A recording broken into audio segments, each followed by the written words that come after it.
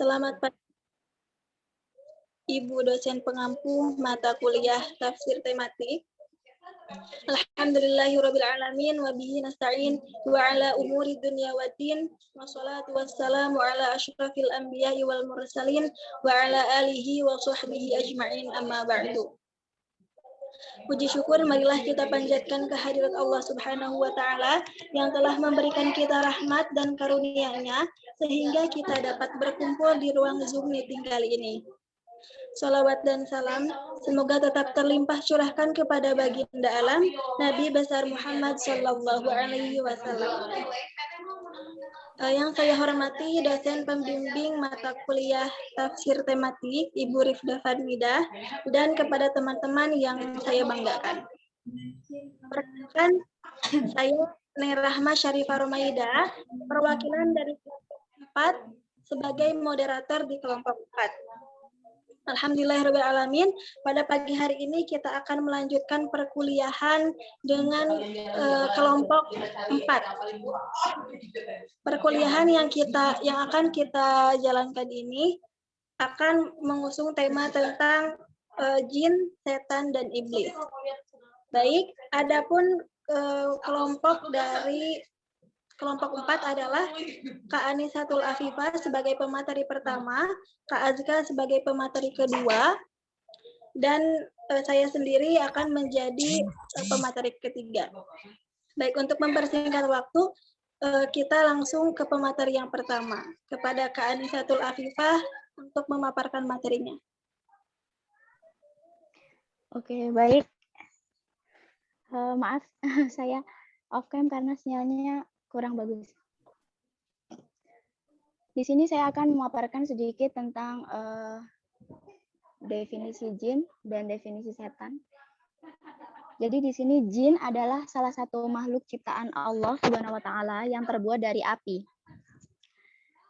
Dalam ensiklopedia karya Muhammad Farid Wajdi, jin itu adalah makhluk yang bersifat hawa atau udara ataupun api.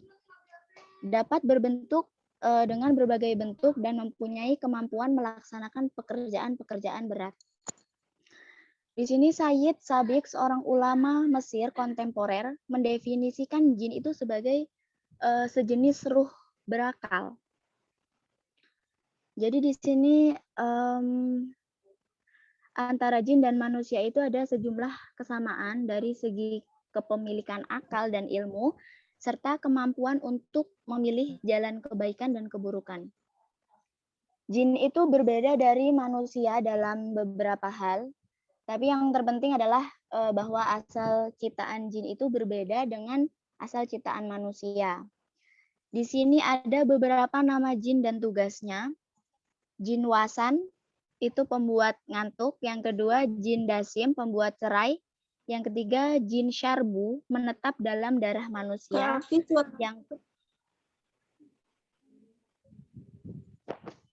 Gimana, Kak?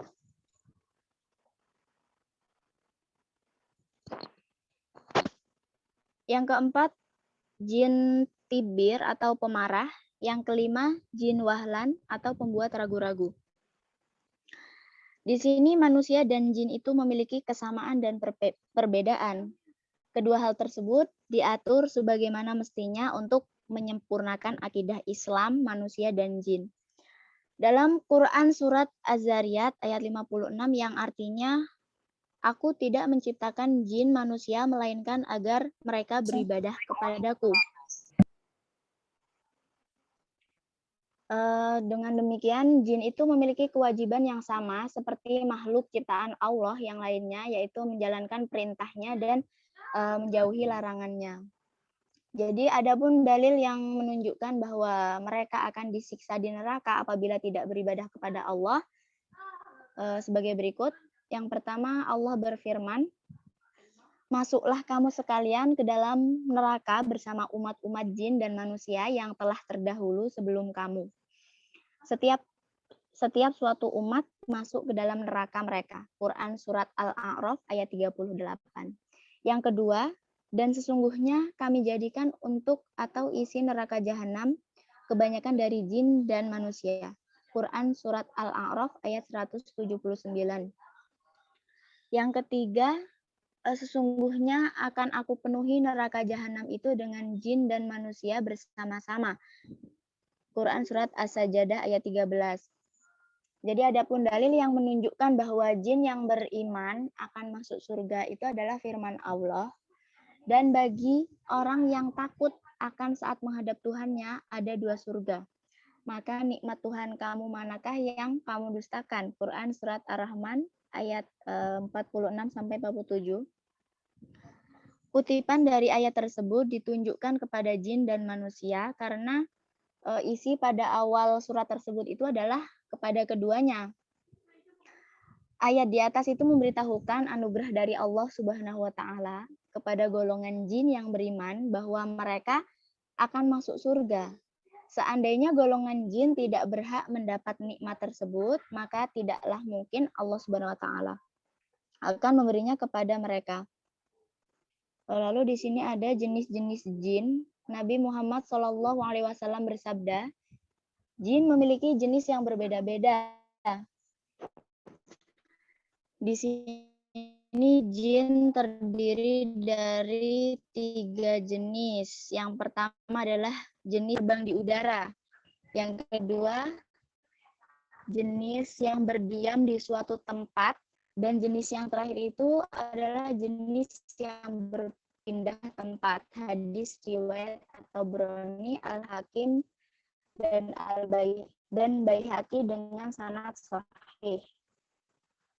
Jadi pada hadis tersebut dijelaskan bahwa ada 3 jenis jin yang ada di alam semesta, kemampuan terbang di udara, lalu tempat dengan sangat cepat karena digambarkan memiliki sayap. Salah satu gambaran jin jenis ini adalah jin Ifrit yang mampu memindahkan istana Ratu Balkis pada zaman Nabi Sulaiman. Lalu ada jin yang menetap. Jadi jenis jin ini ya diungkapkan dengan jenis ular dan kalajengking. Dalam artian jenis ini adalah jenis jin yang menetap di sarangnya sebagai layaknya ular dan kalajengking. Lalu jin membutuhkan tempat tinggal sama seperti manusia yang memiliki rumah. Jin bisa berdiam diri di dapur, di ruang tamu, di kamar mandi, bahkan masjid dan musola. Lalu ada jin nomaden. Jenis jin ini yang selalu berpindah tempat. Jadi jenis jin ini itu terus mencari lokasi yang cocok sampai dan terus berpindah sesuai dengan keinginan jin nomaden itu. Golongan jin itu memiliki tipe pengembara dan dapat hidup ratusan bahkan ribuan. Selanjutnya definisi setan. Setan adalah ciptaan Allah yang selalu mengganggu manusia dan menggoda manusia. Sesuai dengan janji setan kepada Allah yang akan menurut riwayat kebahasaan, kata setan itu berasal dari bahasa Ibrani dan bahasa Indonesia. Setan itu berarti berontak, menjauh dari kebenaran. Setan dikatakan setan karena ia jauh dari, tidak hanya untuk dirinya sendiri, tetapi mengajak pihak lain untuk berbuat sama kepada kejahatan. Setan itu menjadi teman bagi orang-orang yang baik kepadanya karena selalu menuruti mempunyai maksud untuk memerangi setan dan tidak benci terhadapnya. Jadi terhadap orang-orang seperti ini, setan itu sudah bermaksud untuk membawanya terus-menerus. Di sini kata dasar syaiton atau setan itu adalah syaitona yang memiliki makna ba'udah atau jauh. Biasanya kata ba'udah ini ditempatkan pada frasa ghazwatun ba'idah yang berarti peperangan yang jauh. Kata syaitona juga itu sering digunakan pada kalimat rumah itu syatona atau rumah itu jauh. Wahai manusia, makanlah dari makanan yang halal. Janganlah kamu mengikuti langkah-langkah setan. setan, sesungguhnya setan itu musuh nyata bagimu. Quran surat Al-Baqarah ayat 168. Nah, dari ayat di atas kita dapat mengambil pelajaran samaan, yaitu masing-masing mempunyai kemampuan. Sering mendengar juga bahwa selain setan, ternyata setan ini yang banyak diceritakan Allah kepada kita dalam Al-Qur'an. Itu adalah termasuk golongan jin. Jadi dari penjelasan tersebut kita paham buah nama untuk makhluk dari api dan setan ataupun iblis itu juga merupakan julukan untuk jin.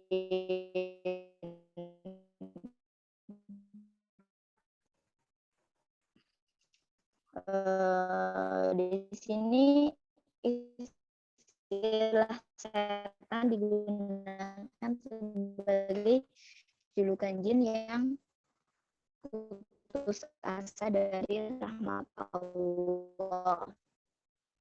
Alam ahad ilaikum ya bani Adam alla ta'budu syaitan innahu lakum aduwwum mubin.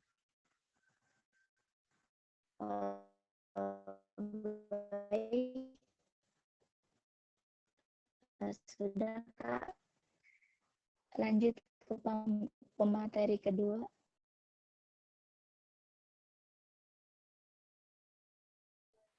Baik, untuk pemateri yang kedua, disilahkan kepada Kak Azka untuk memaparkan materinya, Kak. Terima kasih Kak Neng dan Kak Afi. Baik, saya akan melanjutkan pembahasan yang telah disampaikan oleh Kak Afi.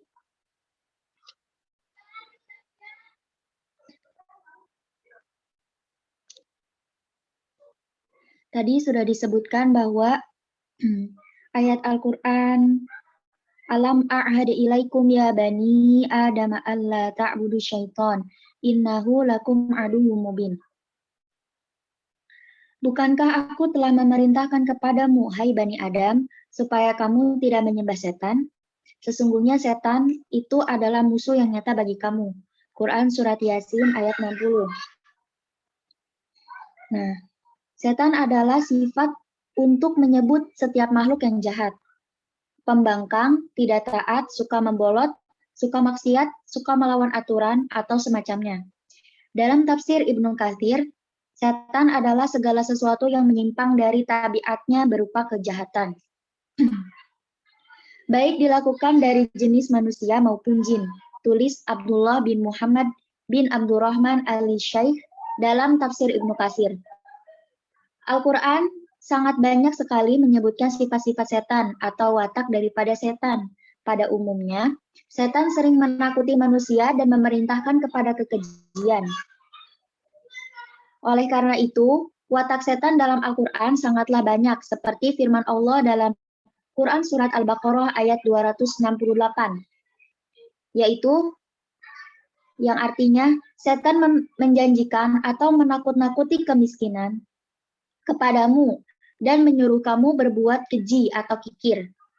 Sedangkan Allah menjanjikan ampunan-ampunan dan karunia-Nya kepadamu dan Allah Maha Luas, Maha Mengetahui. Dalam ayat ini, setan menakut-nakuti dengan kemiskinan. Dalam artian, bila manusia bermaksud bersedekah, ada bisikan dalam hati manusia yang dibisikkan oleh setan. Jangan bersedekah, jangan menyumbang. Hartamu akan berkurang, padahal engkau memerlukan harta itu. Jika kamu menyumbang, kamu akan terpuruk dalam kemiskinan. Nah, di sini ada beberapa nama-nama setan. Pada saat Al-Ghazali menerangkan tentang larangan pemakaian air secara berlebihan saat wudhu karena was-was, Al-Ghazali menjelaskan ada setan pengganggu saat itu. Al-Ghazali mengatakan dalam Bidayat Al-Hidayah halaman 18, wala tukthir sobbal ma'i min ghairi hajatin bimujarradatil waswasah.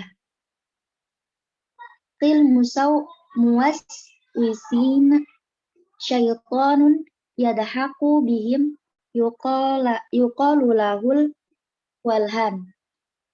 Janganlah engkau memperbanyak basuhan air atau memakai air dengan berlebihan tanpa ada kebutuhan, hanya disebabkan karena was-was. Pada orang-orang yang was-was, ada setan yang tertawa atas mereka. Setan tersebut disebut al-walhan. Syekh Nawawi kemudian memberikan komentar atas perkataan Al-Ghazali dengan merujuk pada ungkapan Husain Sulaiman al-Rashidi bahwa iblis itu mempunyai 9 anak, masing-masing memiliki nama dan aktivitas tertentu, artinya memiliki tugas-tugas tertentu.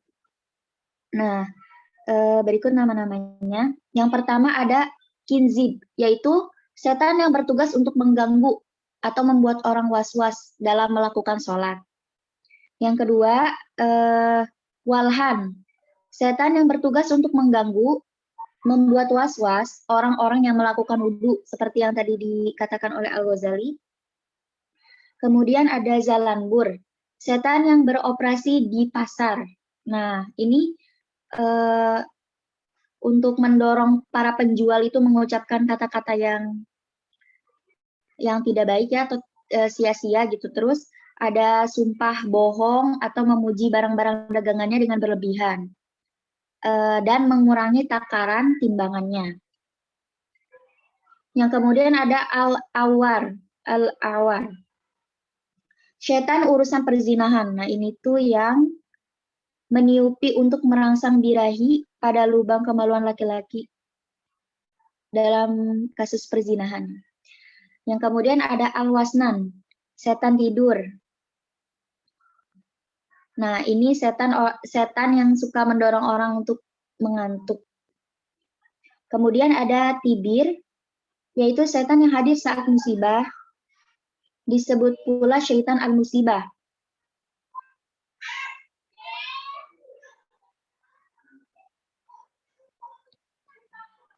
Yang kemudian ada setan dasim, setan yang mengganggu orang yang makan, disebut pula syaitan at-ta'am, setan makanan. Nah, kemudian setan ini juga disebut juga setan rumahan, yang mengakibatkan pertengkaran rumah tangga untuk membuat pasangan suami istri berpisah. Terus ada setan maktun. Menurut riwayat lainnya, namanya Masud. Setan jurnalis spesial hoax. Jadi ini setan-setan yang menyebarkan berita hoax ya. Terus kemudian ada al-abiyad, setan putih, yakni setan yang bertugas untuk mengganggu para nabi dan para kekasih Allah. Kemudian ada definisi iblis. Nah, iblis adalah nama salah satu jin yang menjadi gembongnya para pembangkang. Dalil bahwa iblis dari golongan jin adalah firman Allah, yaitu, ingatlah ketika kami berkata kepada para malaikat, sujudlah kalian kepada Adam. Maka mereka semua pun bersujud, kecuali iblis. Dia dari golongan jin dan membangkang dari perintah Allah. Quran Surat Al-Kahfi ayat 50. Ayat ini menjelaskan akibat buruk yang akan dialami oleh mereka yang durhaka kepada Allah. Kedurhakaan itu lahir dari golongan setan. Karena itu di sini kembali Allah mengingatkan tentang permusuhan setan kepada manusia sejak kehadiran manusia pertama. Diharapkan dengan mengingat peristiwa lalu itu, manusia akan menjauh dari godaan sehingga terhindar dari akibat buruk yang dilukiskan oleh ayat tersebut. Jadi yang telah disebutkan ayat tadi bahwa iblis itu membangkang. Iblis juga memiliki keturunan sebagaimana umumnya. Allah Subhanahu wa taala berfirman, iblis itu dari golongan jin dan dia membangkang terhadap perintah Rabb-Nya. Akankah kalian menjadikan dia dan keturunannya sebagai kekasih selain aku? Padahal mereka adalah musuh bagi kalian. Quran Surat Al-Kahfi ayat 50. Kepada iblis yang dimasukkan dirinya dalam sekelompok malaikat, sujudlah kepada Adam, maka sujudlah mereka. Diperintahkan itu, iblis enggan bersujud, walaupun telah diperintahkan. Ia adalah dari jenis jin, yang tadi ya, ayat yang tadi. Nah, karena dia diciptakan dari api dan menganggap dirinya lebih mulia dari Adam, sehingga merasa tidak wajar sujud kepadanya. Maka dengan keengganannya itu, ia mendurhakai perintah Allah atau perintah Tuhannya. Demikian, iblis telah menjadi musuh manusia sejak dahulu, maka patutkah kamu mengambil ia dan keturunannya sebagai pemimpin dan penolong kamu selain aku?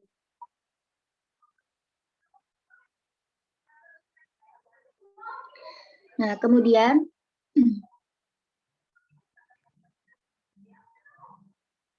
ulama menyatakan bahwa jin serupa dengan manusia, memiliki juga pasangan hidup serta anak keturunan. Bahwa ia memiliki pasangan karena segala sesuatu diciptakan Allah berpasang-pasangan. Sesuai firman-Nya, dalam segala sesuatu kami ciptakan berpasang-pasangan, supaya kamu mengingat.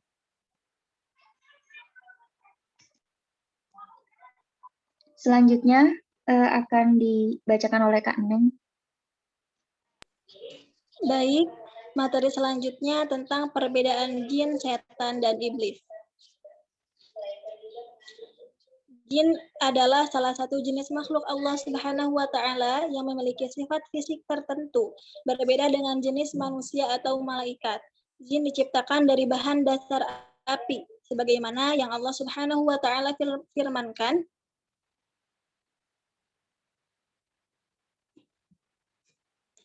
Dia menciptakan manusia dari tanah kering seperti tembikar, dan dia menciptakan jin dari nyala api.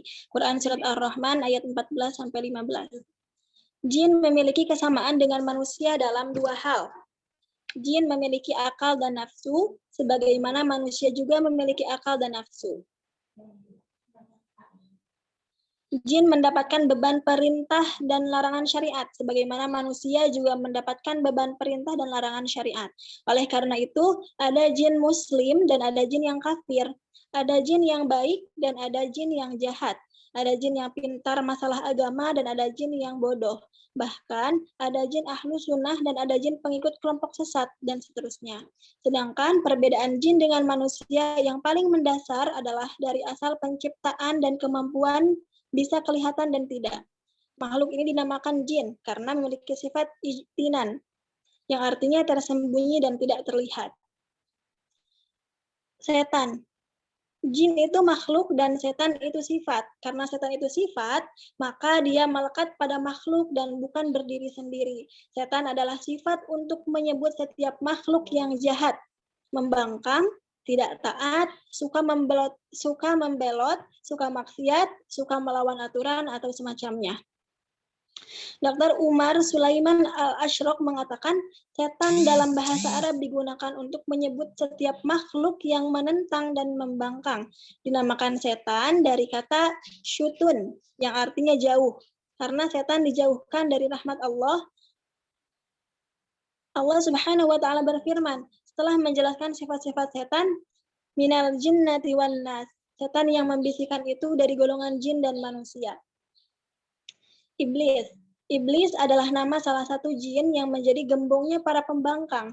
Dalil bahwa iblis dari golongan jin adalah firman Allah, ingatlah ketika kami berkata kepada malaikat, sujudlah kalian kepada Adam, maka mereka semua pun sujud kecuali iblis. Dia dari golongan jin dan membangkang dari perintah Allah. Quran Surat Al-Kahfi ayat 50. Iblis itu dari golongan jin dan dia membangkang terhadap perintah Rabb-Nya. Akankah kalian menjadikan dia dan keturunannya sebagai kekasih selain aku, padahal mereka adalah musuh bagi kalian. Quran Surat Al-Kahfi ayat 50. Hikmah diciptakannya jin, setan, dan iblis. Ibnu Qayyim Al-Jauziyah dalam bukunya Syifa Al-Alil menjelaskan bahwa penciptaan jin, setan, dan iblis mengandung hikmah yang secara detail hanya Allah yang mengetahuinya. Penulis kutipan dengan meringkas dan merubah urutannya sebagai berikut. 1. Tanda kebesaran Allah. 2. Memperlihatkan kesempurnaan kuasa Allah, bukti kesempurnaan kuasa dan wewenang Allah. 4. Bukti kesempurnaan kebijaksanaan Allah. 5. Ujian dan cobaan bagi manusia. 6. Penentu tingkatan ibadah. 7. Manusia semakin takut akan dosa. 8. Pelajaran bagi orang yang mau belajar. 9. Kualitas sesuatu terlihat dengan melihat pembanding untuk mewujudkan rasa syukur. 10. Untuk mewujudkan rasa syukur. 11. Penciptaan lahan ibadah. 12. Memperlihatkan relasi nama-nama Allah atau al-asma al-husna. 13. Allah sandaran dan pelindung para kekasihnya. Baik, sesi materi telah selesai. Memasuki sesi berikutnya yaitu tanya jawab. Pada diskusi ini akan dibuka 2 sesi untuk bertanya. 3 penanya setiap sesinya. Baik, untuk sesi pertama kami buka dan silahkan untuk yang ingin bertanya kami silahkan. Assalamualaikum warahmatullahi wabarakatuh. Kakak pemakalah, aku izin bertanya, Kak. Halo? Iya, Kak Yunita. Iya, Kak, aku mau izin. Aku Yunita, nama aku Yunita, asal dari Depok. Aku perwakilan dari kelompok 2, ingin bertanya, Kak. Apa sih makhluk? Kan tadi disebutkan ya, bahwasanya jin itu adalah sebuah makhluk ya, makhluk yang gaib gitu. Kalau sedangkan setan itu adalah sifatnya ya. Berarti apa sih kalau orang yang kesurupan gitu, berarti yang masuk ke dalam dirinya itu adalah jin ya, Kak. Dan sifatnya itu setan gitu. Atau seperti apa, Kak? Gitu, Kak. Assalamualaikum Kakak. Mohon maaf, ya. Mohon maaf tadi Kak Yunita di saya suaranya putus-putus ya. Jadi pertanyaannya seperti apa, Kak? Pertanyaannya singkatnya gini. Yang masuk ke tubuh manusia gitu yang biasanya kesurupan itu tuh apa gitu, atau apakah jin, apakah iblis, apakah setan gitu. Oke, baik Kak Yunita. Jadi pertanyaannya yang masuk ke tubuh manusia itu jin, setan atau iblis. Begitu Kak Yunita? Iya Kak, kadang kan suka ada tuh yang kesurupan sampai gimana gitu. Nah itu tuh termasuk dari siapa gitu, jin, setan atau iblis. Oke. Baik Kak Yunita. Untuk penanya kedua disilahkan. Kak Winda izin bertanya. Jadi gini Kak, berarti kalau jin pertama, Sebelumnya kalau tadi Kak Hamidah ya ingin bertanya. Gimana?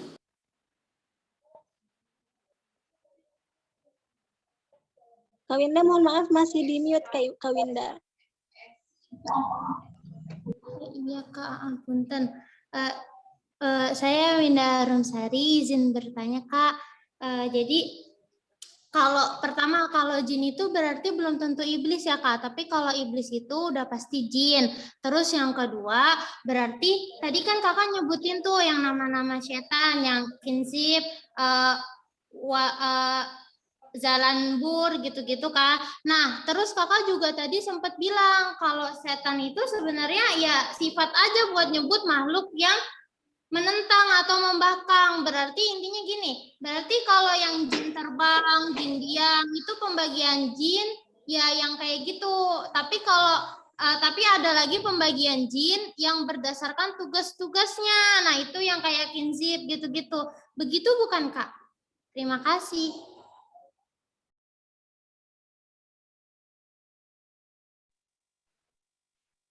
Kak Winda mohon maaf, di saya kan putus-putus ya. Bisa diulangi pertanyaan kedua Kak Winda? Iya Kak, jadi jin itu kan tadi kakak nyebut ada 3 tuh, ada yang terbang, ada yang diam. Terus kakak juga menyebut kalau setan itu sifat doang, bukan makhluk. Yang makhluk itu sebenarnya ya jin, bukan setan. Nah, berarti intinya kalau yang kinzib, kalau yang walhan gitu-gitu itu masuknya ke jin, tapi jin yang punya tugas-tugas masing-masing gitu. Begitu bukan, Kak?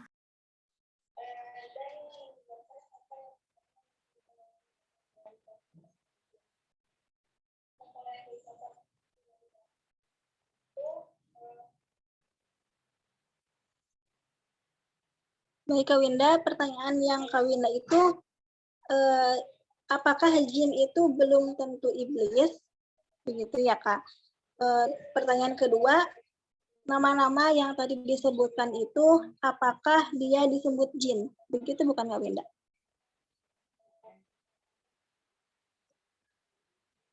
Halo Kak. Iya betul, Kak. Ya. Baik, untuk penanya terakhir di sesi pertama disilahkan. Assalamualaikum, Kak. Waalaikumsalam Kak Hamidah. Iya, silakan yang lain dulu, Kak, nggak apa-apa. Oh iya, Nggak apa-apa, Kak Hamidah dulu aja, habis itu baru aku. Baik, mohon izin teman-teman semua ya, kakak pemakalah. Hamidah ingin bertanya, tadi awal itu kan sempat dijelaskan ya bahwa salah satu pengertian arti nama setan itu adalah pembangkang gitu. Nah, maka kalau misalkan kita lihat juga setan ini kan dia memang membangkang gitu ya, dia ingin merusak manusia gitu agar tidak patuh kepada Allah Subhanahu wa taala gitu. Kemudian juga dia membangkang ketika disuruh untuk bersujud kepada Nabi Adam dan lain sebagainya. Nah, pertanyaan saya dengan sebutan yang pembangkang ini, apakah memang namanya itu sudah disediakan gitu ya sejak dahulu namanya setan, kemudian juga akan menjadi makhluk yang pembangkang atau bagaimana gitu Kak? Soalnya kan kalau kita lihat kan memang pada akhirnya si setan ini kan dia nggak mau bersujud ya kepada Nabi Adam gitu. Apakah memang sudah apa ya? Memang sudah kuasa Allah juga gitu kalau misalkan Allah menjadikan setan ini menjadi pembangkang gitu. oke baik Kak Hamidah. Jadi pertanyaannya, setan itu disebutkan pembangkang. Nah, apakah penyebutan pembangkang ini tuh udah dari dulu gitu? Begitu bukan Kak Hamidah? Iya betul. Kemudian juga apakah memang bukan cuma disebut aja tapi memang setan itu fungsinya sudah dijadikan sejak dahulu gitu untuk memang mengganggu manusia agar menguji keimanannya kah gitu atau bagaimana Kak?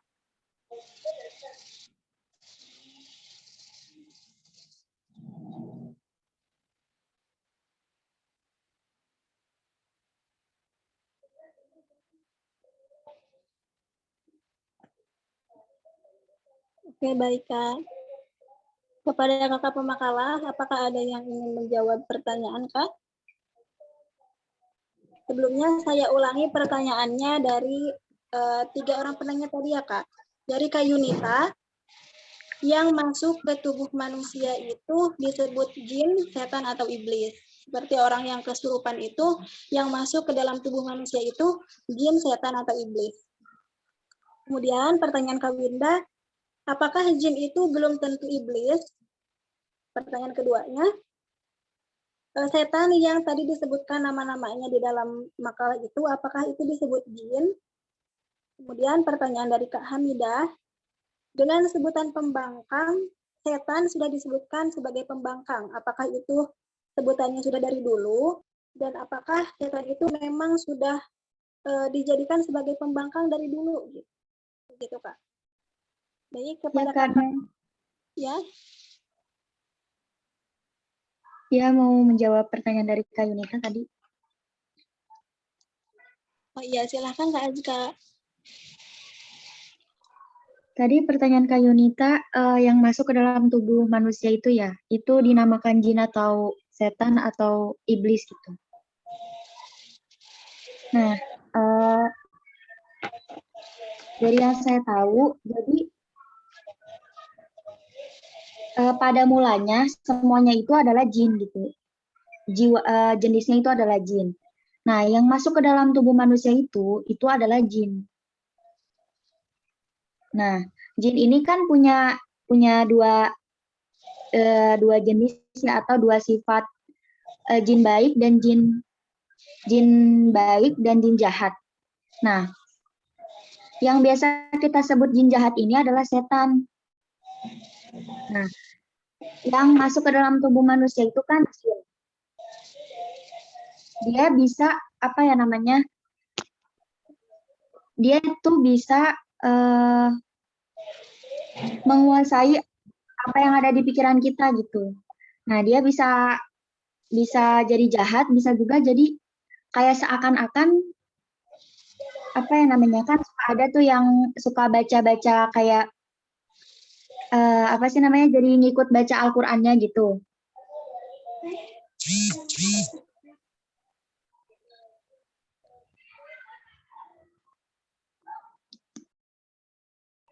Halo Kak, putus-putus ya? Iya Kak Aska, putus-putus.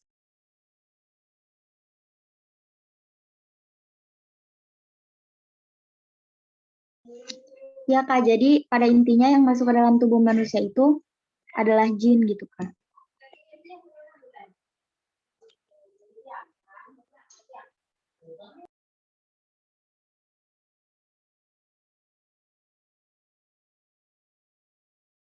Mungkin teman-teman yang lain bisa menambahkan, atau dari kakak pemakalahnya juga.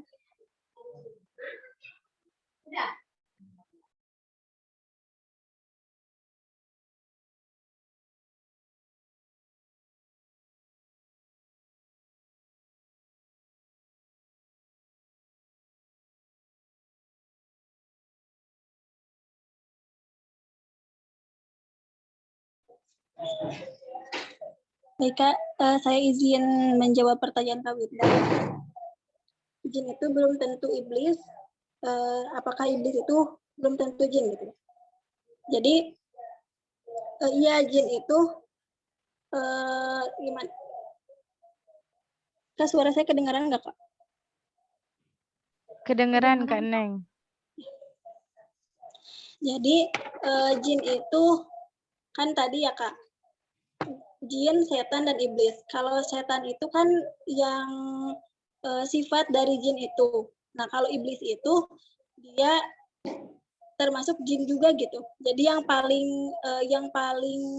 apa ya? Yang paling buruk gitu disebutnya iblis. Nah, jin itu udah termasuk iblis apa belum gitu. Jadi jin itu ada yang iblis itu udah pasti jin, tapi jin itu belum tentu iblis gitu Kak. Karena jin itu kan ada yang jin yang baik, ada jin yang jahat gitu.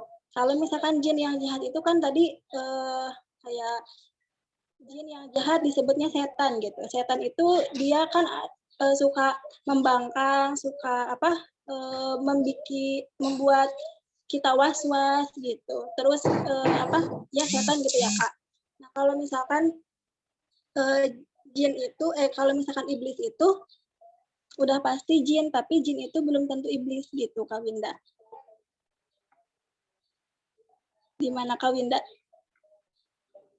Iya Kak, baik. Terima kasih Kak. Iya Kak Winda, sama-sama.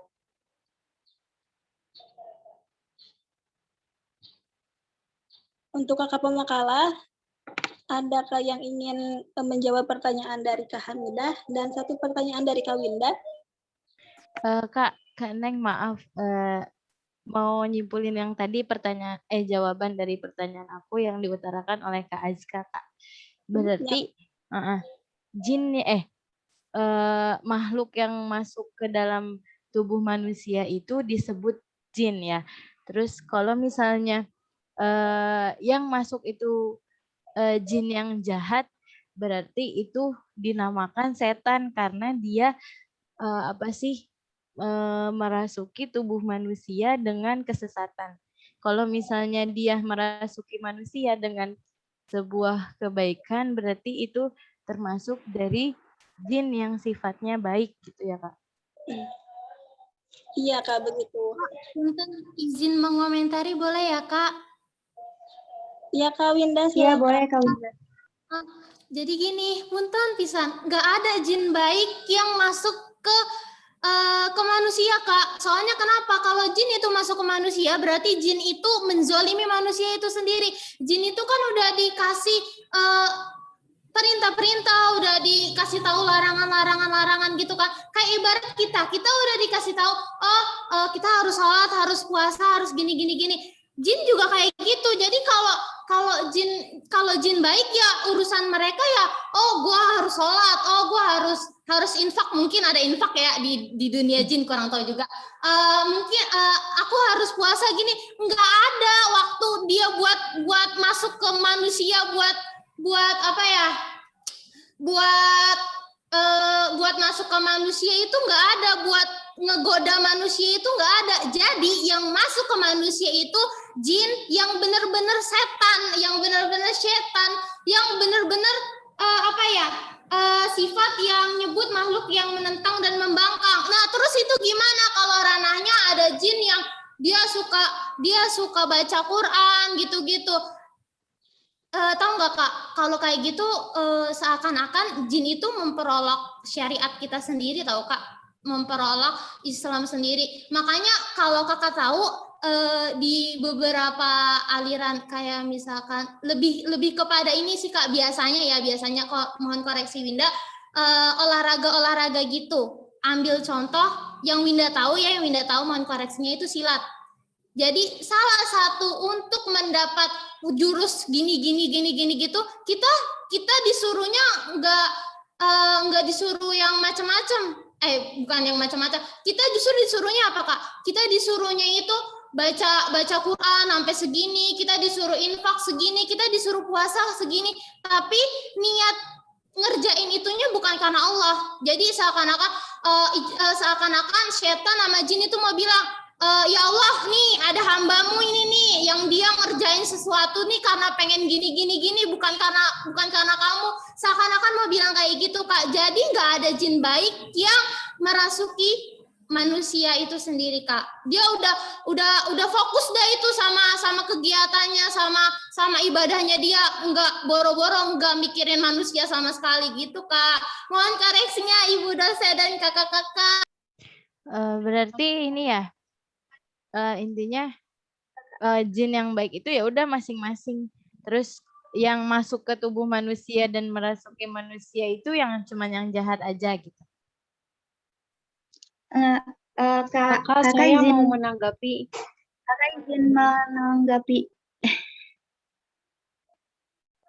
Ya Kak, boleh Kak, segala dulu ya Kak.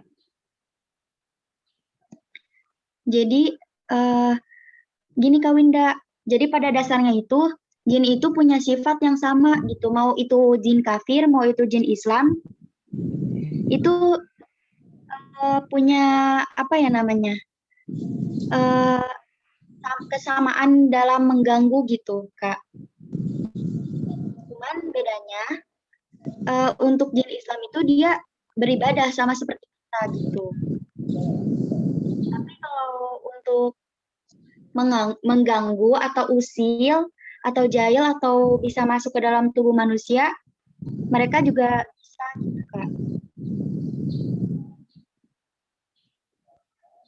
Mohon koreksinya juga Ibu dan kakak-kakak yang lain. Kak Hamidah tadi mau menanggapi, silakan Kak. Iya. Hamidah mau menanggapi dari tanggapan Kak Winda ya. Tadi kan katanya tidak ada jin yang masuk ke dalam manusia, jin baik ya. Kemudian juga mungkin mereka tidak punya waktu untuk mengurusi manusia gitu. Nah, yang ingin saya tanggapi adalah bagaimana kalau misalkan ada jin khadam ya. Jin khadam itu kan dikategorikan sebagai jin yang baik. Kemudian juga dia ini sebagai pendamping manusia. Kalau misalkan menjadi pendamping manusia, berarti dia ini mengurusi lah, bukan maksudnya kayak ada campuran urusan antara si urusan manusia itu dengan tindakan dari si jin khodam itu. Nah, ini gimana tuh kira-kira? Saya bertanya ya, bukan sedang menjelaskan, mohon maaf. Jadi sekiranya teman-teman yang tahu atau mungkin Kak Wida sendiri tahu, jadi mungkin boleh ditanggapi. Kakak, aku juga boleh itu nggak sih, kayak kan tadi kan Kak Winda telah menjelaskan ya. Terus aku pengen nanya gitu, maksudnya dari pernyataannya Kak Winda. Boleh nggak sih? Iya, Kak Wilda, silakan Kak Wilda. Iya, kan tadi kan pernyataannya itu nggak ada tuh yang namanya setan baik gitu kan. Kalau misalkan dia baik, tidak mungkin melakukan hal yang seperti itu gitu. Terus bagaimana tanggapan kakak ketika ada seseorang yang kesurupan? Soalnya itu benar-benar ada di lingkungan hidup aku yang dibacain ayat Al-Quran dia malah lanjutin gitu. Jadi jin itu ya keluar dengan sendirinya gitu. Itu gimana Kak? Itu aja sih aku. Makasih. Terima kasih Kak. Kak Wilda, Ya Kak Azka. nah untuk itu pertanyaannya ke pemakalah apa ke Kak Winda khusus? Ke Kak Winda sih, maksudnya aku minta dijelasin aja gitu, maksudnya biar detail gitu, maksudnya gitu. Nggak, ya siapapun juga nggak apa-apa sih mau jawab gitu. Mau kakak pemakalah, Kak Winda, siapapun nggak apa-apa. Makasih Kak Wilda. Ya, sama-sama.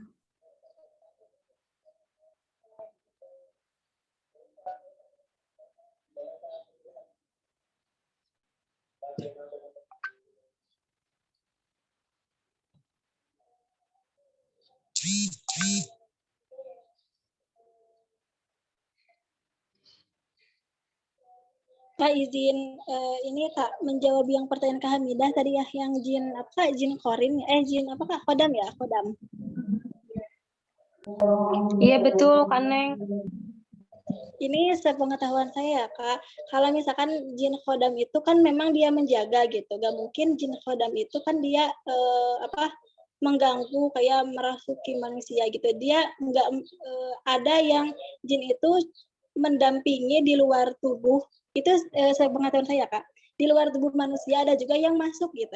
Nah, sedangkan kalau misalkan tadi dari pertanyaannya Kak Yunita, kalau misalkan yang kerasukan itu jin yang seperti apa gitu. Ya betul, jin yang jahat. Kadang kan kalau misalkan lagi kerasukan gitu ya, dia itu pengen apa sih gitu dari tubuh kita gitu. Misalkan dia yang bersemayam di darah gitu. Kalau enggak di mana gitu, di bagian tubuh manusia sampai tubuhnya itu sakit gitu Kak. Nah, kalau misalkan itu jin yang khodam biasanya bukan yang enggak ngeganggu sama sekali gitu Kak.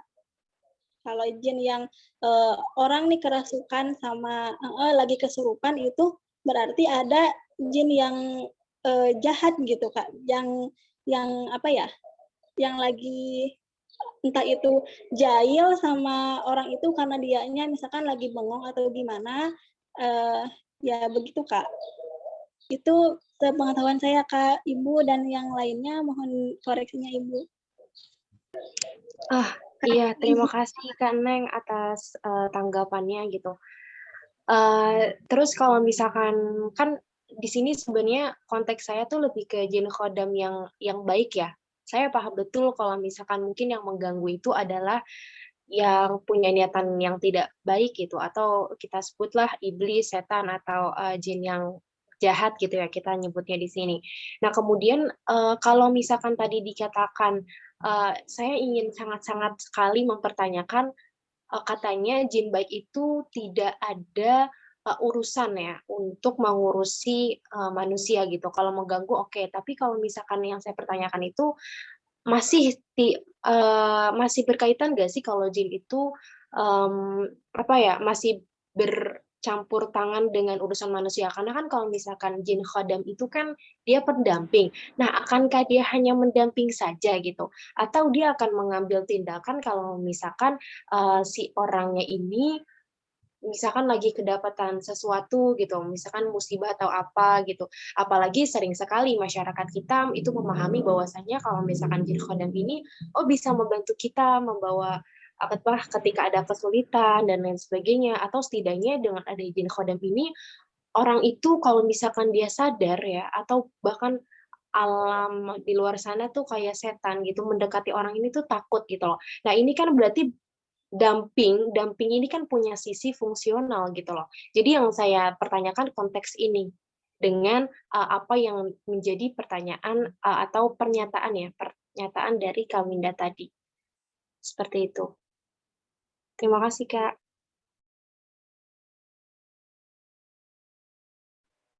Baik, terima kasih Kak Hamidah. Kakak-kakak yang lain, apakah ada yang bisa ingin menjawab Kak atau menyanggah? Disilahkan. Kak, saya izin menambahkan. Iya Kak Azka, silakan Kak Azka.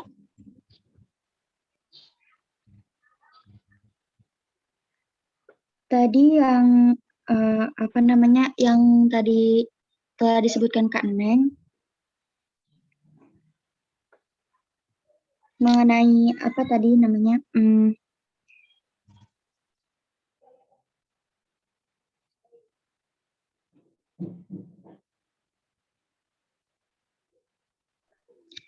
Tadi Kak Hamidah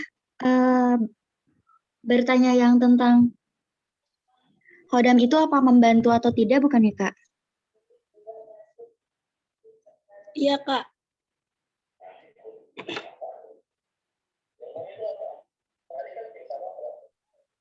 Jadi ada tuh khodam yang mungkin ya selalu ngedampingin kita. Kayak saya juga pernah dengar kalau misalkan dia itu juga punya kayak bisa niru persis banget mirip sama kita. Nah, makanya ada beberapa juga yang suka mungkin ya terlihat gitu oleh orang lain sama seperti kita. Jadi kayak dilihat itu kok aku tadi lihat Azka padahal bukan lihat Azka gitu. Nah, itu juga bisa disebut hodam kan. Jadi ada campur tangannya juga dengan kehidupan manusia. Terus juga mereka membantu atau tidaknya itu ada beberapa juga yang mengatakan kalau misalkan kita meminta untuk dibantu gitu, itu bisa saja membantu gitu. Begitu Kak kurang lebihnya. Bagi kakak-kakak yang ingin menambahkan lagi. Dan juga yang Kak Wilda. Tadi yang baca ayat Al-Quran itu ya Kak? Iya Kak, Azka. Nah, yang tadi disebutkan itu, jadi jin yang masuk ke dalam tubuh manusia itu biasanya dia itu kayak ngambil memori kita Kak. Jadi apa yang ada di memori kita misalkan ya, hafalan Al-Quran yang ada di memori kita, itu bisa aja dia duplikasiin ke pembicaraan dia gitu.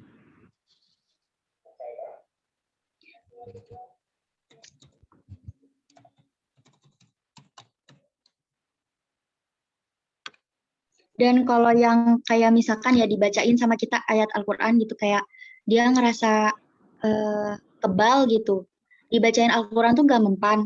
Itu biasanya jin-jin yang kayak gitu tuh jin-jin kiriman gitu Kak. Jin-jin yang ada campur tangannya manusia dalam perbuatannya gitu. Gitu Kak, kurang lebihnya untuk teman-teman yang tahu boleh menambahkan. Iya. Ini Assalamualaikum Kak. Iya Kak. Ya udah Kak Winda, nggak apa-apa Kak, silakan.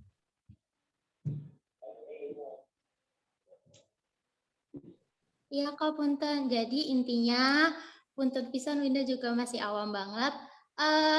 Kalau kalau jin yang merasuki kita itu kan benar-benar menguasai jiwa kita. Kita mau gerak nggak bisa, yang kayak misalkan kita kalau kerasukan sama jin tuyur, jin yang terbang, kita nanti bisa ketawa-tawa sampai gede. Kita nggak ngerasa, kita nggak pengen ketawa, tapi kok tiba-tiba ketawa, kita dikuasain. Tapi kalau khodam itu kan enggak, kan kalau khodam enggak nguasain kita, enggak ada bener-bener di jiwa kita, mungkin di luar atau yang namanya mendampingi, otomatis ada di sekeliling kita tapi enggak di dalam jiwa kita kan Kak.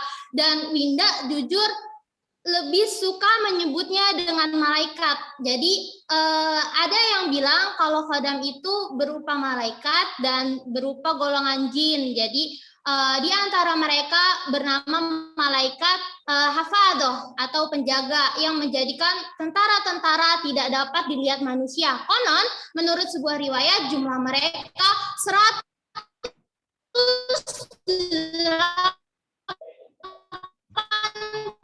malaikat dan mereka menjaga manusia secara bergantian dari waktu asar dan subuh.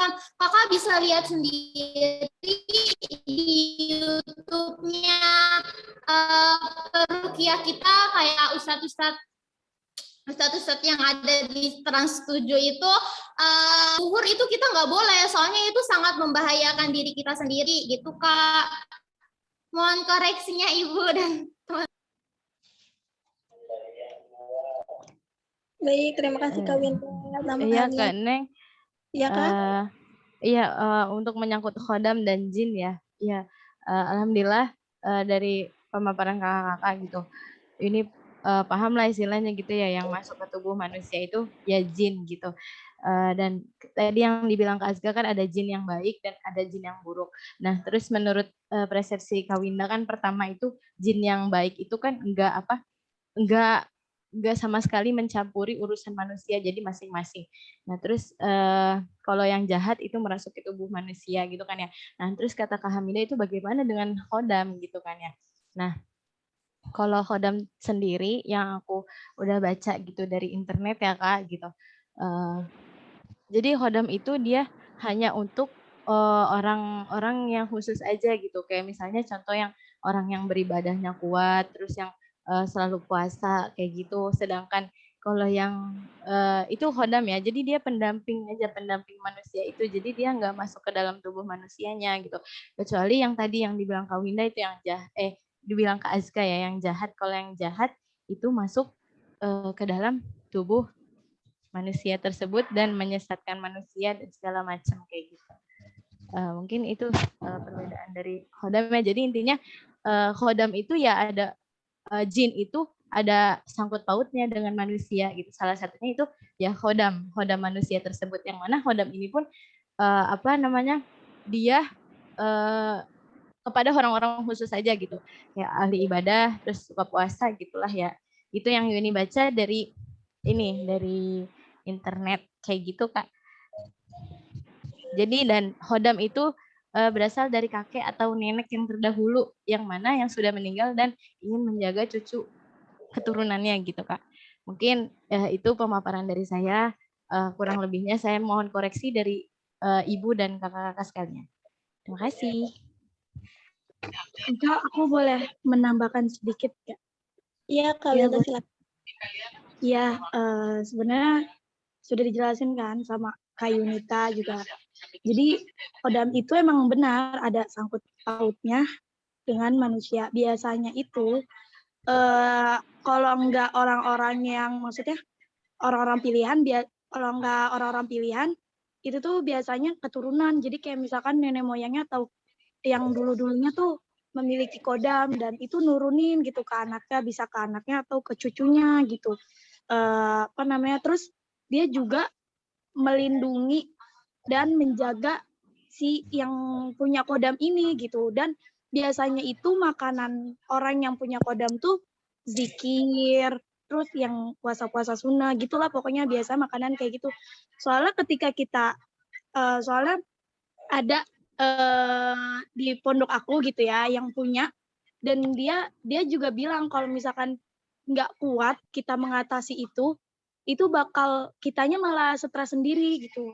Karena kan kayak diri kita tuh kan ada yang jaga gitu, ada yang was-was. Terus jika ada makhluk halus, setan gitu ingin masuk ke dalam tubuhnya tuh dijagain gitu oleh si kodamnya ini. Dan kodam itu ada yang berupa kayak binatang juga ada, kayak misalkan dia harimau, itu tuh ada yang kayak gitu. Dan makanannya itu biasanya zikir. Itu sih pengetahuan aku. Terima kasih. Mungkin dari kakak-kakak atau ibu ada yang ingin menambahkan dan mengoreksinya. Mohon maaf untuk ketidaktahuan saya. Terima kasih. Baik, terima kasih Kak. Saya juga izin menambahkan sedikit ya Kak. Tadi kan khodam itu yang mendampingi manusia, dia itu baik lah gitu kan. Kalau misalkan ada sesuatu yang pengen jahat ke orang itu karena dia punya khodam, jadi dihalangin sama khodam gitu. Terus gimana kalau misalkan ada juga nggak jin yang mendampingi manusia, tapi itu dia itu menyesatkan gitu, bukan khodam. Ada juga disebut jin korin ya Kak. Jin korin itu, kalau jin khodam kan mendampingi manusia, dia baik gitu. Kalau misalkan jin korin ini berusaha mendampingi manusia, tapi dia itu menggoda dan menyesatkan manusia gitu. Karena kalau dia tuh jin yang suka mengganggu gitu, buat manusia itu jadi sesat, itu namanya jin korin. Kalau misalkan khodam itu kan tadi yang baik-baik gitu ya Kak. Bahkan dijelaskan tadi sama Kak Wilda, makanan khodam itu zikir, seperti itu Kak. Begitu, mohon koreksinya Ibu dan teman-teman yang lain.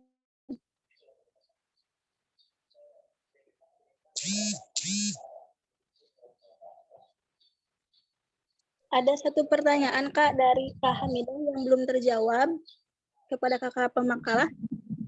Apakah ada yang ingin menjawab Kak? Yang tentang diciptakannya sifat setan itu ya Kak ya? Ya, yang setan itu kan disebut pembangkang. Apakah setan itu disebut pembangkang dari dulu? Dan apakah emang setan itu emang udah pembangkang dari dulunya gitu? Saya coba jawab sedikit ya Kak. Ya Kak, silakan. Jadi pada pas penciptaan Nabi Adam itu kan semua itu disuruh bersujud kepada Allah. Nah, Allah itu kan maha kuasa, maha tahu apa yang akan terjadi ke depannya gitu kan. Nah, tapi kita sebagai makhluk nih itu punya pilihan atau memilih jalan apa yang bakal kita ambil gitu. Nah, pada saat Nabi Adam itu diciptakan, kan Allah mengumpulkan para malaikat, penduduk langit, dan iblis tentunya untuk bersujud kepada Nabi Adam. Tetapi iblis itu tidak mau bersujud gitu karena ada dalam dirinya tuh ada sikap takabur gitu, artinya sombong, tidak mau menganggap bahwa tidak mau bersujud kepada Nabi Adam karena menganggap bahwa dirinya lebih baik daripada Nabi Adam gitu. Nah, dia memilih jalan untuk tidak mematuhi perintah Allah. Makanya kemudian dia menjadi jin yang pembangkang gitu. Asal mulanya dari situ. Kemudian Allah kan bertanya,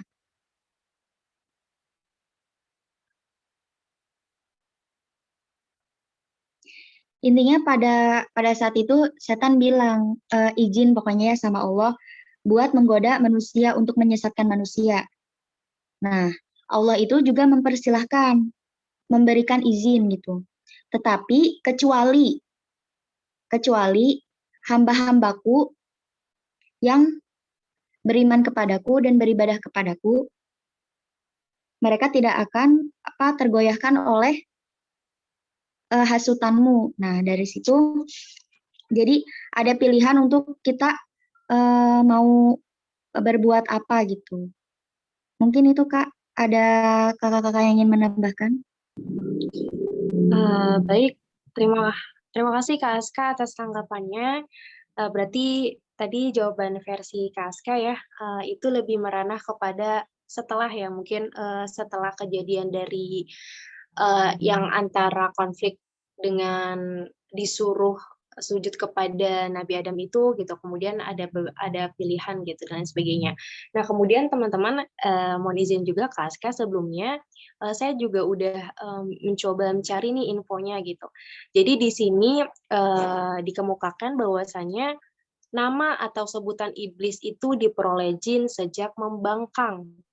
Ya, saya ulangi, nama atau sebutan iblis diperoleh jin sejak membangkang ketika diperintah untuk sujud kepada Adam. Ya, jadi itu artinya mungkin iblis itu ya yang sudah teman-teman pahami dari tadi sebelumnya ya, bahwasanya apa namanya, bisa disebut juga dengan jin gitu. Nah, di sini dikatakan bahwasanya dalam Al-Qur'an surah Al-Kahfi ayat 50, Bismillahirrahmanirrahim, mungkin saya baca artinya aja kali ya. Dia adalah dari golongan jin, maka dia mendurhakai perintah Tuhannya gitu. Jadi sebenarnya yang membangkang itu sebenarnya yang disuruh itu pada saat itu adalah jin gitu kan, adalah jin. Nah, kemudian golongan jin yang tidak mau membangkang ini ya, yang tidak mau bersujud ini pada akhirnya dia disebutlah sebagai iblis gitu, pembangkang, terus sangat buruk dan lain sebagainya gitu. Karena dia itu tidak mau sujud kepada Adam gitu. Jadi yang saya tangkap tuh di sini seperti itu. Jadi semuanya pada saat itu disuruh untuk bersujud kepada Nabi Adam, kemudian yang tidak mau ini dia adalah golongan dari jin yang kemudian karena sifat membangkangnya itu maka disebutlah sebagai iblis. Nah, mungkin untuk memperkuat ya, untuk memperkuat hal ini kata-kata iblis itu bisa dikatakan jin ya, tapi kalau jin itu belum tentu iblis ya, itu ada di beberapa Al-Qur'an ya. Dikemukakan di antaranya ada 10, ada dalam Al-Baqarah ayat 34, ada dalam Al-A'raf ayat 12, Al-Isra ayat 61 dan lain sebagainya. Seperti itu. Jadi kalau yang Hamidah dapatkan infonya seperti itu Kak Aska dan teman-teman. Terima kasih semuanya. Kak Winda izin menambahkan boleh? Iya Kak Winda. Ya Kak, jadi iblis itu nama dulunya banget itu namanya bagus banget, namanya itu Azazil. Kenapa namanya Azazil? Emang Azazil itu artinya apa sih? Azazil itu artinya yang terhormat Allah. Kenapa kok iblis dulu dikasih nama Azazil yang terhormat Allah, yang kuat gitu. Sedangkan malaikat aja artinya nggak sebagus ini kan dulu. Nah, jadi iblis itu kan diciptainnya dari api ya. Api itu kan kuat kan. Makanya kalau di dalam bahasa Arab, Allah kan emang sering menamai sesuatu tuh sesuai dengan sifatnya. Makanya iblis itu dinamain dengan Azazil. Cuma karena kesombongannya kepada Adam, ngerasa, weh, aku yang paling kuat, aku yang paling terhormat, aku kan itu imamnya para malaikat, aku kan bendaharanya para malaikat. Masa aku disuruh sujud sama Adam gitu. Akhirnya setelah itu ya udah langsung dilaknat sama Allah, langsung berubah namanya jadi iblis. Mohon koreksinya Ibu dan kakak-kakak. Ya, terima kasih Kak Winda.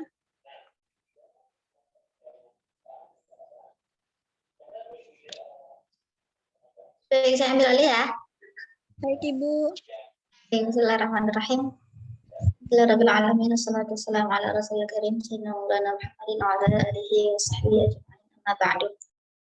Bahasan kita hari ini mengenai makhluk gaib ya. Jin, iblis dan setan. Oke, kita bahas dulu apa itu jin. Jin itu asalnya dari kata jannah.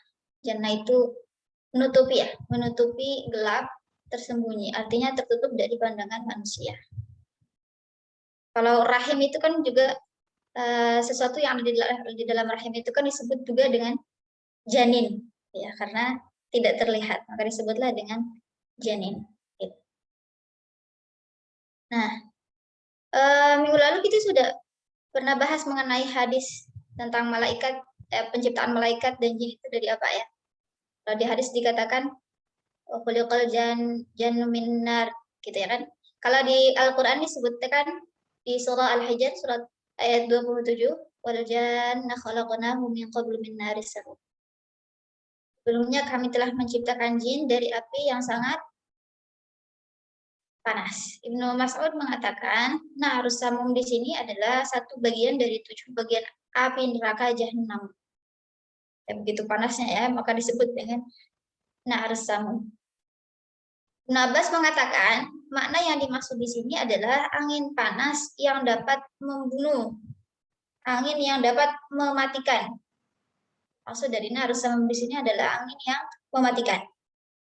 Kemudian Imam Al-Qurtubi mengatakan bahwasanya Allah Subhanahu wa taala menciptakan jin dari api yang sangat panas sebelum menciptakan Adam. Makanya di ayatnya disebutkan min qablu min naris samum.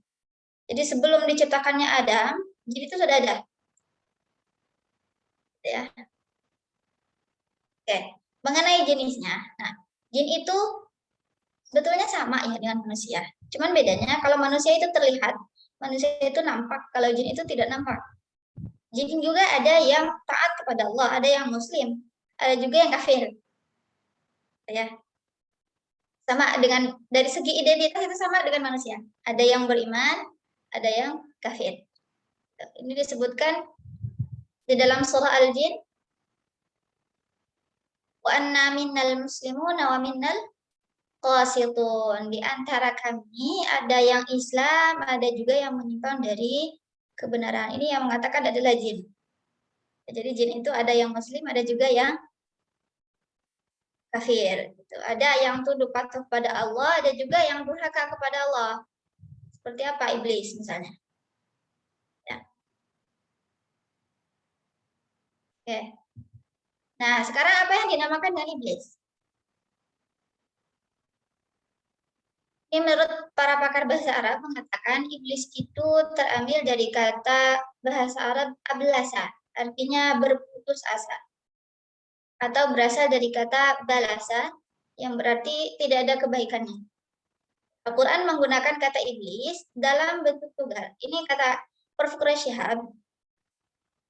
Kenapa Al-Quran menggunakan kata iblis dalam bentuk tunggal? Ini memberikan kesan bahwasanya iblis itu hanya satu, tidak banyak. Berbeda dengan syaitan. Kan kalau syaitan di Al-Quran ada juga penyebutannya dengan syayatin. Waminas syayatin may yaghusuna lah, itu kan sebutannya dengan syayatin juga. Ini menunjukkan bahwasannya iblis yang hanya satu itu adalah nenek moyangnya dari setan-setan. Ya. Jadi nenek moyangnya setan itu adalah iblis. Nah. Tadi siapa yang menyebutkan Winda ya? Winda mengatakan bahwasannya memang iblis itu awalnya namanya Azazil. Azazil itu ketuanya para malaikat. Jadi dulu itu iblis itu tugasnya menjaga surga, menguasai langit dan bumi. Ya, dia ini sangat beribadah kepada Allah sama dengan mereka. Ya. Tetapi ketika Allah memerintahkan sujud kepada Nabi Adam, Nabi Iblis tidak mau. Ya, wa idh qulna lil malaikati isjudu li Adam fasajadu illa iblis. Sebentar ya. Ada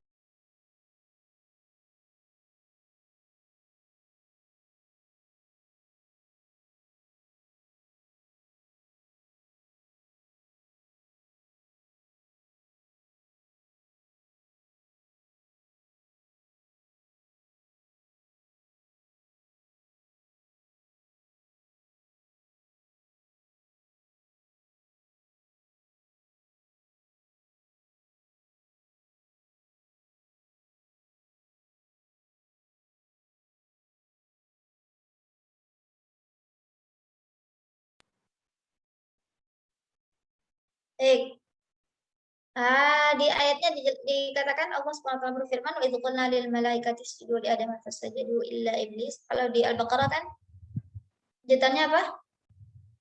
Wa idh qulna lil malaikati isjudu li Adam fasajadu illa iblis aba wastakbar gitu kan. Kalau di sini, kalau di surah Al-Kahfi kana minal jinni.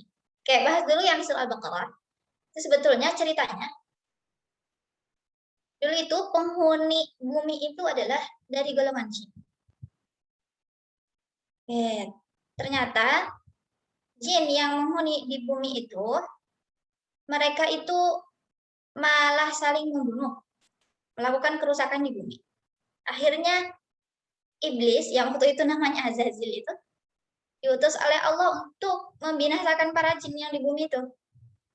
Nah, akhirnya semuanya dibinasakan oleh iblis. Nah, di sini sebetulnya sudah ada perasaan takabur ya dari iblis ini. Mereka merasa sombong karena sudah bisa membinasakan jin yang sudah merusakkan kerusakan di bumi. Nah, pada saat itu kata Allah kan, "Wa idh qala rabbuka lil malaikati inni ja'ilun fil ardi khalifah."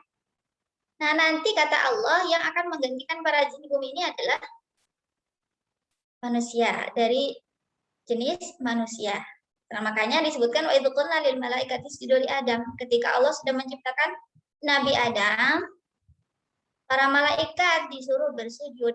Sujud di sini bukan berarti menyembah ya, tapi bentuk penghormatan. Tapi ternyata semua malaikat sudah bersujud. Tetapi iblis tidak mau bersujud. Ini kenapa akan disebutkan aba wastakbar? Karena iblis ini membangkang gitu ya. Takabur, sombong karena dia diciptakan dari api kan.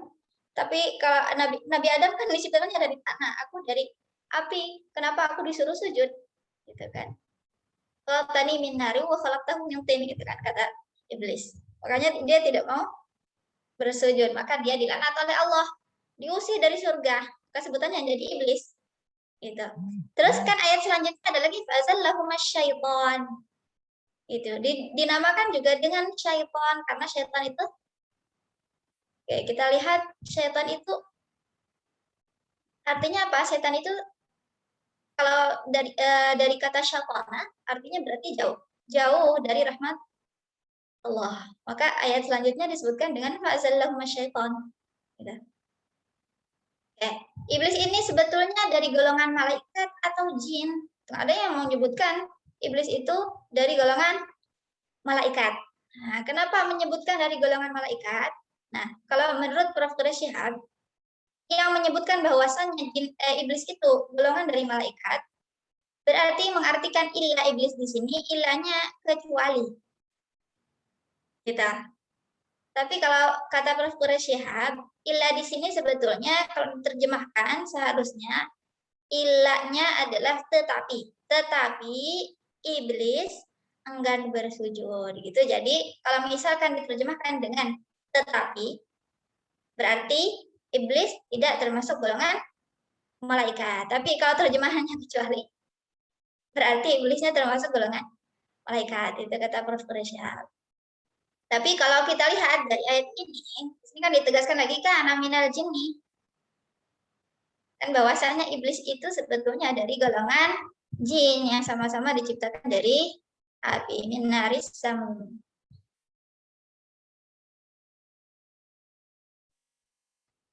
Oke, iblis sendiri sudah mengakui bahwasanya asal kejadiannya adalah dari api.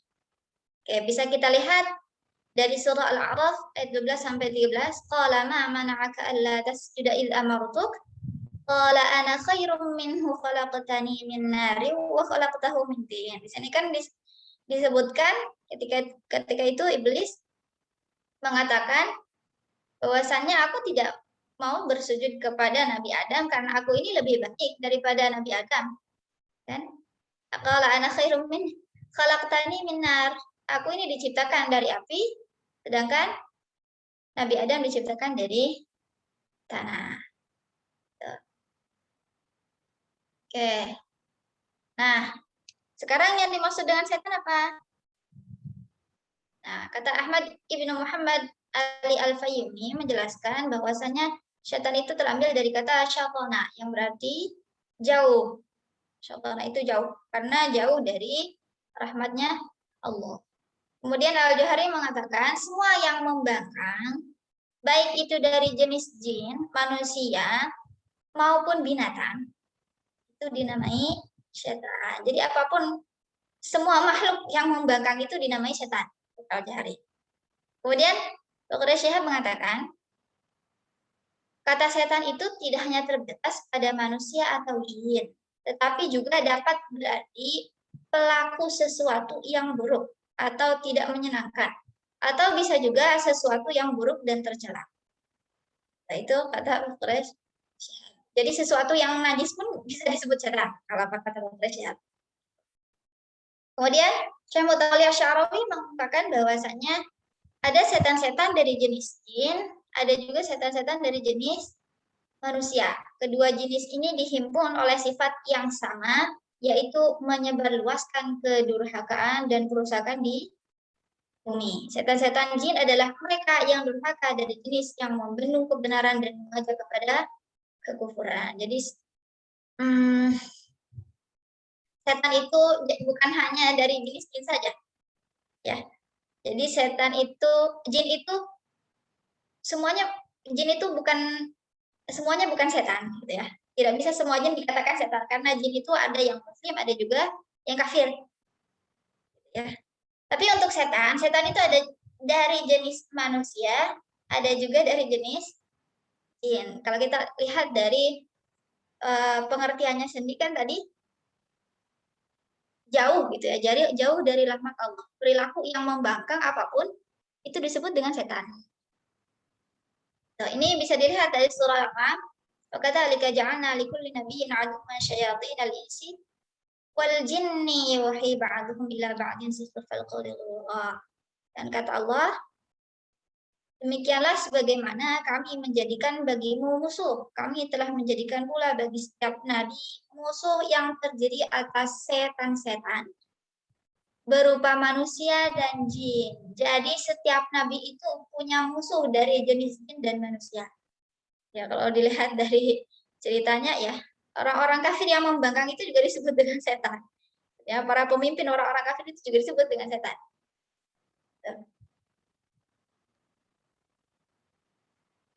Pada dasarnya, semua makna setan yang terkandung dalam Al-Quran itu adalah kembali kepada karakter atau sifat yang melekat pada diri seseorang. Itu karakter buruk, jahat, atau kafir. Lagi tadi mengatakan bahwasanya setan itu sebetulnya sifat, ya, karakter atau perilaku.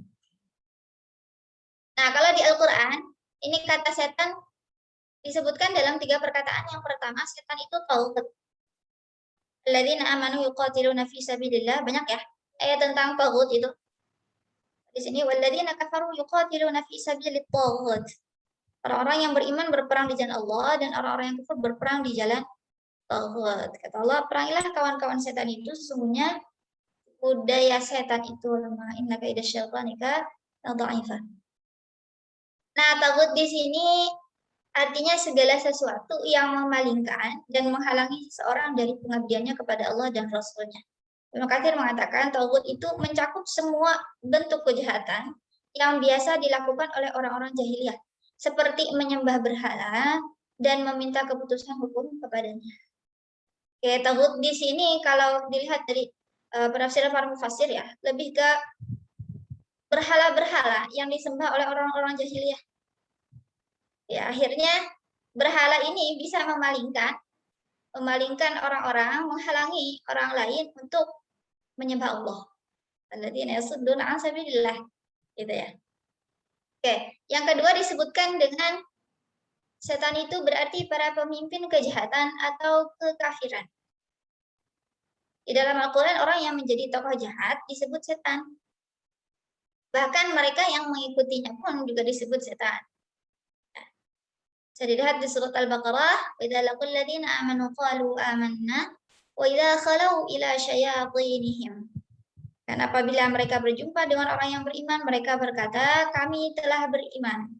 Tapi kalau mereka menyendiri, dengan setan, gitu kan? Ila syayatin. Setan di sini adalah para pemimpin orang-orang kafir, ya, dengkotna, gitu ya. Mereka mengatakan sesungguhnya kami bersama kami hanya pengolok-olok. Jadi di ayat ini diterangkan bahwasanya orang-orang munafik, gitu. Ini menjelaskan tentang orang munafik ya. Orang-orang munafik itu kalau mereka ada di golongan pengikut Nabi, ya pura-pura beriman kepada Allah. Nah, tapi kalau mereka sudah kumpul lagi sama pemimpin-pemimpin orang-orang kafir, mereka mengatakan bahwa misalnya mereka tetap berpendirian seperti para pemimpin-pemimpin mereka, tetap menyembah berhala. Ya, itu namanya orang munafik. Ya, syayatin dalam ayat di atas bermakna pemimpin dan pembesar yang terdiri dari kalangan pendeta Yahudi, pemimpin kaum musyrik dan munafik. Jadi syayatin di sini mengandung arti bisa jadi dari kalangan pendeta, bisa jadi pemimpin kaum musyrik, bisa jadi kaum munafik. Ya, apapun para pemimpin yang melakukan kejahatan atau kekafiran ini disebut dengan setan. Oke. Setan yang terakhir, ini setiap makhluk yang mempunyai karakter buruk yang menyebabkan manusia jauh dari kebenaran dan ketaatan kepada Allah dan Rasul-Nya. Nah, ini yang disebut dengan syayatinal insi wal jin. Gitu ya, setan yang bisa jadi ia dari jenis jin, bisa juga dari jenis manusia. Gitu ya. Oke, karena waktunya sudah 11 lewat ya. Oke, saya simpulkan saja. Ya, sebetulnya apa sih perbedaan antara setan, jin dengan iblis? Oke. Kalau pendapat saya sendiri ya, kalau dari sisi perilakunya maka disebut dengan setan. Kalau dari sisi potensinya disebut dengan iblis. Kalau dari segi jasadnya atau dari segi zatnya gitu ya, asalnya itu disebut dengan jin. Semuanya disebut dengan jin. Oke, sekali lagi, kalau dari sisi perilaku disebut setan, kalau potensinya berarti iblis. Kalau dari segi zatnya namakan dengan jin. Ya, setan itu bukan hanya dari jenis jin saja, tapi juga dari jenis manusia. Nah, yang perlu kita waspadai itu sebetulnya yang lebih efektif penggodaannya itu setan-setan yang berbentuk manusia daripada yang berbentuk jin. Kenapa? Kalau jin mungkin hanya bisa berbisik saja, misalnya jin menyuruh kita untuk melakukan untuk menjadi pelacur misalnya. Tapi si pelacurnya ini yang lebih berbahaya dari jin. Pelacur ini kan nantinya menggoda gitu ya, dari segi pakaiannya gitu ya kan. Itu kalau laki-laki sudah melihatnya saja sudah tergoda nafsu syahwatnya dan lain sebagainya. Ini yang lebih efektif penggodaannya ya, yang lebih dahsyat godaannya itu sebetulnya setan dari jenis manusia. Ya, ada juga bukan hanya dari kalangan pelacur atau orang-orang yang berjudi misalnya gitu, tapi juga dari kalangan orang yang kiai misalnya ya. Ada juga loh yang seperti itu ya, Al-Ghazali. Kita nggak tahu, misalnya ada, ini kisah nyata ya, ada kiai yang punya pesantren. Pada saat itu dia membangun pesantrennya, kemudian ditutup, jalan itu ditutup. Yang akhirnya para masyarakat tidak bisa melewati jalan itu. Itu jalan umum. Sebetulnya jalan umum, tapi ditutup karena dia mendirikan pesantren. Itu bisa disebut dengan setan nggak? Alhamdulillah ya. Itu yang kita lihat itu ya, sebetulnya yang kita lihat orang baik gitu, belum tentu dia baik gitu ya. Ada mungkin ada sifat-sifat yang seperti setan juga. Gitu ya, kita tidak tahu ya. Manusia itu ada yang baiknya memang benar-benar baik. Ada memang di balik itu ada udang di balik batu gitu ya. Ada sesuatu yang tersembunyi. Gitu ya. Oke, sampai sini ada yang mau ditanyakan lagi?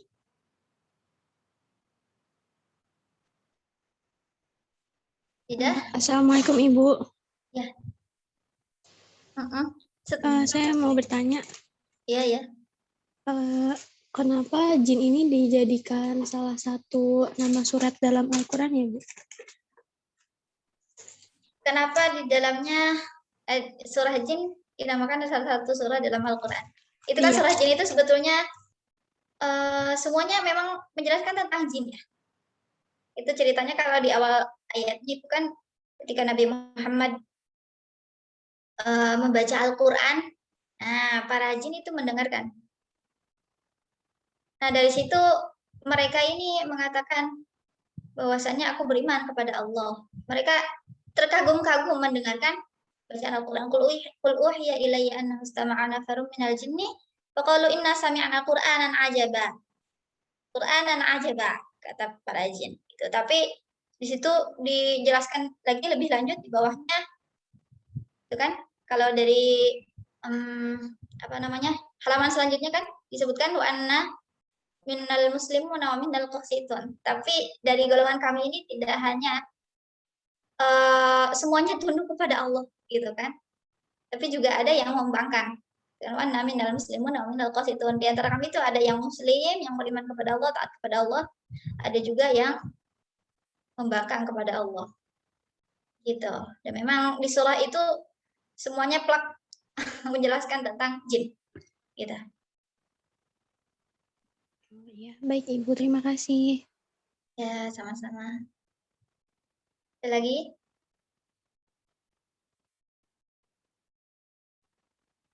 Sudah cukup? Di sini jam 11.10 ya, mulai lagi.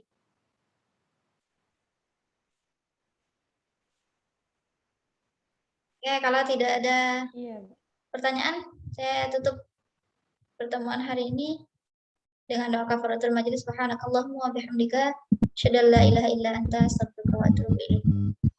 Assalamualaikum warahmatullahi wabarakatuh. Waalaikumsalam warahmatullahi wabarakatuh. Terima kasih banyak Ibu. Sama-sama.